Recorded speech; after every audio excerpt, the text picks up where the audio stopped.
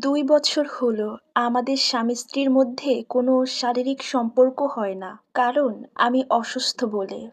আমি আমার স্বামীকে বলেছিলাম, "ওগো, তুমি আমাকে ভুলে যাও। আমাকে বাদ দিয়ে তুমি অন্য কাউকে বিয়ে করো।" তখন আমার স্বামী উত্তর দিল, "শোনো, আমি তোমাকে ডিভোর্স করার জন্য বিয়ে করিনি।" তবুও আমি বারবার আমার স্বামীকে বুঝিয়েছি। আমার স্বামীকে আমি বলেছি যে, "দেখো, আমি তো একজন অসুস্থ মানুষ। না পারি তোমার সংসারে কোনো কাজ করতে, না পারি তোমাকে শারীরিক বা মানসিকভাবে কোনো সুখ-শান্তি দিতে। একদম অপারগ হয়ে পড়ে আছি তোমার জীবনে। তার থেকে ভালো তুমি একটা বিয়ে করে নাও। তাও একটু সুখে শান্তিতে জীবন কাটাতে পারবে।"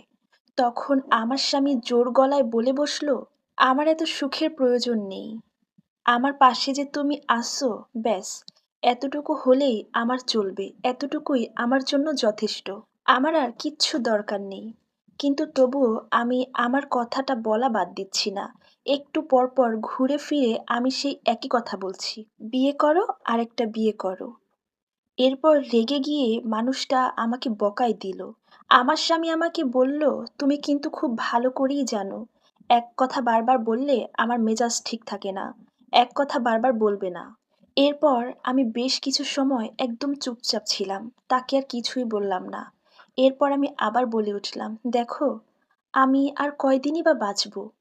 দেখো, যেখানে তোমার সেবা আমার করার কথা, এই সংসারের সব কাজ যেখানে আমার করার কথা, সেখানে তুমি তোমার সব কাজকর্ম ফেলে রেখে আমার সেবা করে যাচ্ছ। আমার জন্য তোমার জীবনটা শেষ করে ফেলতেছো।" তখন ওই মানুষটা আমাকে বলল, "কোনো সমস্যা নেই। এখন তুমি অসুস্থ, তাই তোমার সেবা করছি। তুমি তাড়াতাড়ি সুস্থ হয়ে যাও। তুমি সুস্থ হয়ে গেলে এরপর তোমার মন মতো তুমি আমার সেবা কইরো। তোমার যত ইচ্ছা সেবা কইরো।" কথা বলতে বলতে হঠাৎ আমার মনে পড়ল তার কাছ থেকে একটা কথা আমার জানা খুব দরকার। তাই তাকে কাছে ডেকে এনে হাত দুটো ধরে বললাম, "একটা সত্যি কথা বলবে আমাকে?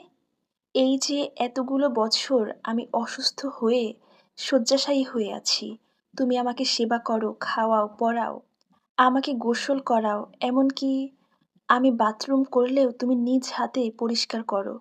আচ্ছা, তোমার কি এই কাজগুলো করতে একটুও ঘৃণা লাগে না? সত্যি করে বলবে আমাকে?"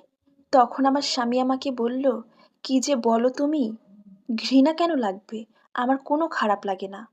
আমার স্বামী আরো বলল, "তুমি আমার স্ত্রী, আমার সহধর্মিণী। তুমি অসুস্থ হলে তোমার সেবা আমি করব। এটাই তো আমার দায়িত্ব, আমার কর্তব্য। আর ঘৃণা করার তো কোনো প্রশ্নই আসে না।" স্বামীর মুখে এমন কথা শুনে নিজের অজান্তেই চোখ দিয়ে পানি ঝরছিল। আমার চোখে পানি দেখে আমার স্বামী নিজ হাতে পানি মুছে দিচ্ছিল আর বলছিল, "তুমি আমার এক গুচ্ছ ভালোবাসা। তোমাকে নিয়ে আমি হাজারটা স্বপ্ন দেখি। তোমাকে নিয়ে আমি আমার অন্ধকার পথটা হাঁটতে চাই। তুমি শুনে রাখো, তোমাকে আমি অনেক ভালোবাসি।"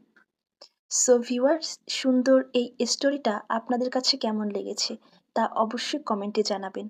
ধন্যবাদ।